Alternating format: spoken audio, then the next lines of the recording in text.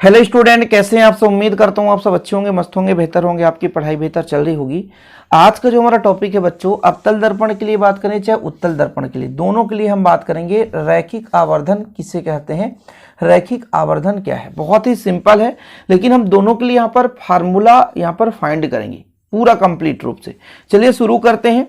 सबसे पहले मैं एक डायग्राम बनाऊंगा, वो है आपका मान लीजिए अवतल दर्पण। अवतल दर्पण मतलब जिसका परावर्तक पृष्ठ उभरा हुआ हो कि दबा हुआ, अरे भाई दबा हुआ हो। ठीक, चलिए एक छोटा सा डायग्राम बनाते हैं। ये हमारे पास बच्चों एक दर्पण है, गोलीय दर्पण है, ठीक है। अंदर वाला भाग परावर्तक पृष्ठ है क्योंकि दबा हुआ है। इसमें बच्चों एक मुख्य अक्ष होगा। मुख्य अक्ष का मतलब जो वक्रता केंद्र से होकर जाए, ये वक्रता केंद्र और ध्रुव को मिलाने वाली रेखा मुख्य अक्ष कहलाती है। इसके सम्मुख कोई वस्तु रखा हुआ है। एक वस्तु यहां पर मैं लेकर चलता हूं कि एक वस्तु रखा है, ये हमारा एक वस्तु है। अब यहां से प्रकाश किरणें चलती है। प्रकाश किरणें एक इस प्रकार चलती है, जाती है सी से होकर के और इस दर्पण पर टकराती है, और टकराने के फलस्वरूप पुनः वापस चली जाती है। और एक प्रकाश किरणें यहां चलती है, पी पर टकराती है, क्योंकि प्रकाश किरणें एक नहीं होती, कई सारी चलती हैं, और भैया परावर्तन के फलस्वरूप ऐसी चल जाती है। अब जहां पे ये मिलती है ना, वही उसका वास्तविक प्रतिबिंब होता है। जैसे मैं कह दूं ए बी, इसका प्रतिबिंब बच्चों ए डैश और बी डैश हो गया। ऐसा कर दो, इधर बी डैश इधर ए डैश करो, उल्टा बनता है ना। और यहां पर इसका फोकस है। ठीक, ये चीज क्लियर हो गया। अब इसी से हम निष्कर्ष निकालेंगे। थोड़ा समझना भाई साहब, क्योंकि ये जरूरत पड़ेगा डायग्राम, इसलिए मैं बना रहा हूं। ये ऊपर वाला बी है और नीचे वाला ए है। ठीक, अब इसी से हम निष्कर्ष निकालेंगे कि ये वस्तु है। ये क्या है? वस्तु। और वस्तु का प्रतिबिंब यहां पर बन रहा है, ये आपका प्रतिबिंब है। क्या है? प्रतिबिंब। प्रतिबिंब कब बनता है बच्चों? जैसे किसी वस्तु से प्रकाश किरणें चलती है, और जो प्रकाश किरणें परावर्तन के फलस्वरूप एक दूसरे से मिलती है। दो प्रकाश किरणें कहीं भी मिल जाएंगी, वहीं पे प्रतिबिंब बन जाएगा। प्रकाश किरणें वस्तु से चली, दर्पण पर टकराई, और टकराने के फलस्वरूप यानी बाद, जब प्रकाश किरणें आपस में एक दूसरे से मिलते हैं, वहीं पर प्रतिबिंब बनता है। तो भाई यहां पे मिले तो यहीं पे प्रतिबिंब बनेगा, तो ये प्रतिबिंब बन गया। अब हम यदि ये हमारा मुख्य अक्ष है, मुख्य अक्ष किसे कहते हैं? जो भी हमारा दर्पण होता है, दर्पण का मध्य बिंदु ध्रुव कहलाता है बच्चों, और दर्पण जिस गोले का भाग होता है उसका केंद्र वक्रता केंद्र कहलाता है। वक्रता केंद्र किसे कहते हैं? ये जो हमारा दर्पण है, किसी न किसी गोले का ही भाग होगा, तो जिस गोले का भाग होगा उसका केंद्र वक्रता केंद्र कहलाता है। तो वक्रता केंद्र और पी को मिलाने वाली रेखा मुख्य अक्ष कहलाती है। इस मुख्य अक्ष के लंबवत यदि कोई वस्तु रख दें, तो भाई साहब प्रतिबिंब की लंबाई, क्या? प्रतिबिंब की लंबाई और वस्तु की लंबाई के अनुपात को हम रैखिक आवर्धन कहते हैं, जिसे स्मॉल एम से दर्शाते हैं। क्या कहा भैया? प्रतिबिंब की लंबाई, कितना प्रतिबिंब बना, और वस्तु कितना बड़ा है, इन दोनों की लंबाई का अनुपात हम रैखिक आवर्धन से दर्शाते हैं। ठीक है, ये हमें जरूरत पड़ेगा डायग्राम, इसलिए मैं ऐसा कर रहा हूं बच्चों। रैखिक आवर्धन का फार्मूला है प्रतिबिंब की लंबाई बटा वस्तु की लंबाई। वस्तु की लंबाई को ओ से दर्शाते हैं, प्रतिबिंब की लंबाई को आई से दर्शाते हैं। किससे दर्शाते हैं? वस्तु की लंबाई को ओ से, प्रतिबिंब की लंबाई को आई से। इसलिए हम यहां पर m बराबर आई बटा ओ लिख सकते हैं। यहां पर आई बटा ओ है, ये चिन्ह में भी परिवर्तन हो सकता है, क्योंकि भाई साहब हमारे पास उत्तल दर्पण हो, अवतल दर्पण हो, तो फिर इन पे कंडीशन कैसा क्या हो सकता है, इस पर हम चर्चा कर लेंगे। चीजें क्लियर है? अब यहां पर यदि हम एक त्रिभुज लेते हैं, देखिएगा जरा, ए पी, यहां पर देखो त्रिभुज ए बी पी व त्रिभुज ए डैश बी डैश पी, त्रिभुज ए डैश बी डैश पी, ये समरूप है बच्चों। ए बी पी और ए डैश बी डैश पी समरूप है, और समरूप होता है तो संगत भुजाओं का अनुपात समान होता है। संगत भुजा, जैसे ए बी का संगत भुजा हमारा ए डैश बी डैश है, बिल्कुल सही है। और यदि मैं कह दूं बीपी का संगत भुजा या पीबी का संगत भुजा पीबी डैश है, ऐसा ये संगत भुजाओं का अनुपात क्या होता है? बराबर होता है। यहां तक क्लियर है? ये आपको मिल जाएगा कि भाई दोनों दर्पण के लिए यदि दो समरूप त्रिभुज बनेंगे। मैं अभी एक दर्पण बनाया था, अभी मैं दूसरा दर्पण भी बनाऊंगा, तब आपको समझ में आएगा। ए बी बटा a dash b dash, p b बटा पी बी डैश, यदि हम इसको अपोजिट कर दें तो कुछ ऐसा भी हो सकता है। ये जरूरत पड़ेगा, इसलिए मैं बात कर रहा हूं। का भाई जो परावर्तक पृष्ठ है उभरा हुआ होना चाहिए, जैसे कुछ इस प्रकार से ये उभरा हुआ है, तो ये परावर्तक पृष्ठ उभरा हुआ है और ये जो मैं लेप कर रहा हूँ किस चीज का। अब इसका भाई ये हमारा यहाँ पे कोई ना कोई बिंदु होगा P और इसका भी कोई ना कोई वक्रता केंद्र होगा। इसको जो मिलाने वाली रेखा है मुख्य अक्ष कहलाएगी। प्रकाश किरणें भाई साहब यहाँ पर मान लीजिए कोई वस्तु रखी है, क्या है, वस्तु रखी है, तो एक प्रकाश किरणें ऐसे जा रही है जो कि C पर मिल रही है, तो ये वक्रता केंद्र पर, और एक प्रकाश किरण बच्चों यहाँ पे गई, आपतन कोण I हुआ, परिवर्तन के फलस्वरूप ऐसा चला गया तो R हो गया। इसको यदि हम पीछे बढ़ाएं तो यहाँ पर वस्तु का प्रतिबिंब बनता है। यदि ये AB है तो ये दो परावर्तित किरणें टकराएंगी, वहीं पर प्रतिबिंब, तो A डैश B डैश बन गया। इसमें भी आप देख सकते हो ABC, त्रिभुज ABC, यहाँ पर देख सकते हो त्रिभुज ABP, जो भी लो दो दो त्रिभुज का समरूपता हमने आपको पहले ही बताया था। त्रिभुज ABP दिख रहा है, ABP वह एक समरूप त्रिभुज, इसी के संगत A dash B dash P, A dash B dash P। अब इसमें क्या होता है, संगत भुजाओं का अनुपात बराबर होता है। यदि मैं AB बटा A डैश B डैश कर दूं और बच्चों PB बटा PB डैश कर दूं, ठीक है, यदि मैं इसको ऊपर ले जाऊं तो A डैश B डैश बटा AB बराबर PB डैश बटा PB। सिंपल है, ये चीज क्लियर है बच्चों, यहां तक समझ में आ गया।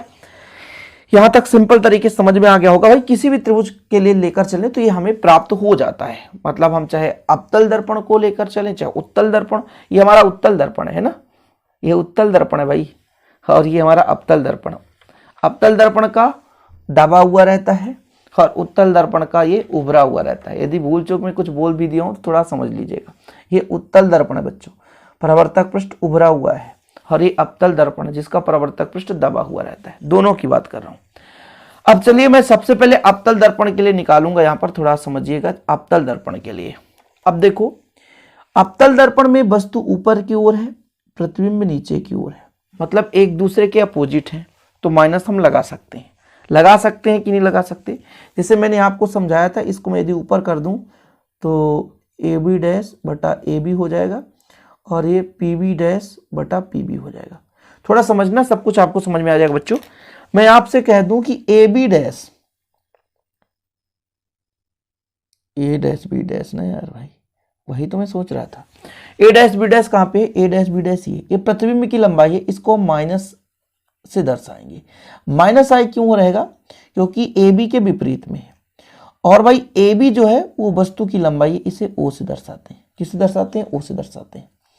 PB डैश कहाँ पे है, PB डैश प्रतिबिंब की दूरी को भी से, और वो भी माइनस में। माइनस में क्यों जानते हैं, क्योंकि दर्पण के बाएं ओर है। PB वस्तु की दूरी माइनस U, माइनस से माइनस काट दो तो कितना आ जाएगा, I बटा O आप कर दो माइनस में बराबर V बटा U कर दो, या इसको ऐसा भी कर सकते हो बच्चों, I बटा O बराबर V बटा, इसको माइनस इधर ले जाओ तो माइनस V बटा U। अब आप सबको पता है कि जो आपका रैखिक आवर्धन होता है वो प्रतिबिंब की लंबाई बटा वस्तु की लंबाई, मतलब माइनस V बटा माइनस U। ये हमारा फार्मूला आ चुका है, इससे हम न्यूमेरिकल क्वेश्चन भी सॉल्व करते हैं ना बच्चों, इसलिए तो ये अवतल दर्पण के लिए पूरा यहाँ पर लगा हुआ है सिस्टमेटिक। आप लोगों को दिक्कत ना हो सके तो मैंने यहाँ पर कर दिया बच्चों। यहाँ पर आप m बराबर फाइनल लिख लेना, m बराबर हो जाएगा I बटा O, इसलिए m बराबर माइनस V बटा U। ये जो फार्मूला है ये बहुत ही आवश्यक है, ये फार्मूला लिखना जरूरी है बच्चों, ठीक है। इसी प्रकार हम उत्तल दर्पण की बात करें। उत्तल दर्पण में मैंने ये चीज आपको समझा ही दिया था, उत्तल दर्पण में ये चीज मैंने समझा ही दिया था, बस इसके आगे की छोटी सी कहानी और है। छोटी सी कहानी कैसे बच्चों, A dash B dash, A dash B dash का मतलब I प्रतिबिंब की लंबाई, और AB को O। अच्छा, उसमें मैंने जो उत्तल दर्पण, ये सॉरी उत्तल, ये अवतल की मैं बात कर रहा था, तो अवतल में माइनस लिया था, लेकिन जो AB है A डैश B डैश एक ही दिशा में ऊपर की ओर है, विपरीत नहीं है ना, ए बी का ए डैश बी डैश, प्रतिबिंब उल्टा नहीं है, ये आभासी है, तो सीधा प्रतिबिंब है, उल्टा प्रतिबिंब नहीं है, इसलिए मैं यहाँ पे प्लस प्लस ले रहा हूँ। पी बी डैश वस्तु की दूरी को किससे दर्शाते हैं बच्चों? पी बी डैश इधर है, तो प्रतिबिंब की दूरी प्लस भी से और वस्तु की दूरी को माइनस यू से। इसको ऐसा भी तो कर सकता हूँ, माइनस भी बटा यू, है ना। अब m बराबर क्या होता है? प्रतिबिंब की लंबाई बटा वस्तु की लंबाई बराबर माइनस भी बटा यू। बस यही चीज़ तो है फॉर्मेट। पूरा सिस्टमेटिक समझाने की कोशिश कर रहा हूँ आप लोगों को।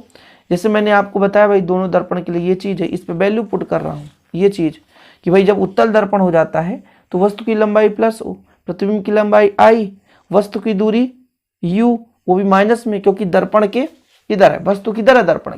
दर्पण के किस साइड पर भाई? बाएं साइड पर है, इसलिए माइनस। प्रतिबिंब दर्पण के दाएं साइड पर है, इसलिए प्लस। ये भी प्लस में हो गया। तो हमने आपको पहले ही बताया कि आई बटा क्या हो जाएगा? ओ बराबर कितना हो जाएगा? भी बटा माइनस यू। कहाँ से रखा हमने मान? ये जो हमने समीकरण इसको दे दियो भाई, समीकरण 1 दे दो, समीकरण 1 ये है तो समीकरण इसको 2 दे दो। यहाँ से हम वैल्यू पुट करते हैं कि ए डैश बी डैश और ए बी का मान हम यहाँ पर रखे आई बटा ओ और पी बी डैश बटे पी बी और भी बटा माइनस यू। तो कुल मिला करके आई बटा ओ बराबर माइनस भी बटा यू, तो एम बराबर इतना फार्मूला आता है। दोनों में सेम आता है, दोनों में सेम आता है। अब यदि आप इन्हें चाहो तो उसके माध्यम से भी कर सकते हो, दर्पण सूत्र से। दर्पण सूत्र से भी आप लगा सकते हो। जैसे दर्पण सूत्र से लगाओगे तो एम का मान इतना आ जाएगा, ठीक है, इतना आ जाएगा भाई साहब। तो यदि आवर्धन आप दर्पण सूत्र से लगाना चाहो तो लगा लेना, इसको ये कभी पूछा नहीं जाता, लेकिन हो सकता है भाई ये हमारा किसके? एफ और भी के पद में आया है, एफ और भी के पद में वैल्यू पुट करोगे आ जाएगा। और दूसरा एफ और यू के पद में इतना आ जाता है। ये एफ और यू के पद में था और एफ और भी के पद में था। कहो तो मैं लगा के भी दिखा देता हूँ, बहुत सिंपल है। जैसे मैं थोड़ा सा आपको समझा ही देता हूँ यार, हो सकता है आपके स्कूल में ना समझाया गया हो तो फिर कहोगे सर आपने समझाया नहीं। देखो, यदि मैं आपसे कहूं कि आप एक दर्पण सूत्र बताओ तो दर्पण सूत्र बड़ा सिंपल तरीके से हर बच्चा बता देगा। 1/f बराबर 1/u प्लस 1/v। ठीक है, मुझे किसके पदों में लाना है? मान लीजिए v के पदों में लाना है, f और v। तो हम क्या करते हैं? दोनों पक्षों में v का गुणा कर दें। जब दोनों पक्षों में v का गुणा करेंगे तो v बटा f हो जाएगा, इधर हो जाएगा v बटा u हो जाएगा कि नहीं, और v बटा v, v से v काट दो तो कितना आ जाएगा? v बटा एफ हो जाएगा बराबर v बटा u हो जाएगा प्लस 1 हो जाएगा। ठीक, अब यहां पे मैं कह दूं कि v बटा u बराबर कितना होता है? v बटा u बराबर माइनस एम, अपोजिट में होगा ना, माइनस एम होगा। तो यदि मैं कह दूं कि चूंकि माइनस v बटा u बराबर होता है m, तो यदि मैं आपसे कह दूं v बटा u बराबर, तो कहोगे माइनस एम, यही तो होगा। इसलिए v बटा f यहां पे रहने दो बच्चों, और यहां पर मैं लिख दूं माइनस एम प्लस 1। अब माइनस एम को इधर ले आओ तो प्लस एम है ना, और 1 माइनस भी बटा एफ। इसको आप ऐसा भी कैलकुलेट कर सकते हो, एफ माइनस भी बटा एफ। यही चीज तो है एम बराबर एफ माइनस भी बटा एफ। ये है भाई, कुछ भी नहीं यार, सिंपल है। एक चीज एक बार इसको कर लो, ये चीज तो ये चीज आ गया है ना। फिर आप क्या करो, एक बार u का गुणा कर दो। जब u का गुणा करो तो इस प्रकार से आ जाएगा, सिंपल है, अपोजिट हो जाएगा। तो इस प्रकार से आप इसको कर सकते हो, लेकिन जरूरत नहीं पड़ती, एग्जाम में कभी नहीं पूछा जाता। बस हाँ, आप लोग रैखिक आवर्धन समझ लो, इससे न्यूमेरिकल क्वेश्चन आ जाते हैं। जो कि आपके मन में डाउट रखता हो वही चीज आपसे नहीं बनता है। न्यूमेरिकल क्वेश्चन आगे मैं कराऊंगा इसका, बिल्कुल आप चिंता ना करें। ओके बच्चों, चलिए ठीक है, वीडियो पसंद आए तो लाइक करके शेयर करें। जय हिंद, वंदे मातरम। नोट्स लेना हैंड तो भैया 9685 29 91 49 पर कांटेक्ट कर सकते हैं। Contact number 9685 29 91 49। 100 रुपीज चार्ज है, लेकिन बेहतर रूप से हैंड रिटन नोट्स दिए जाते हैं। जय हिंद, वंदे मातरम।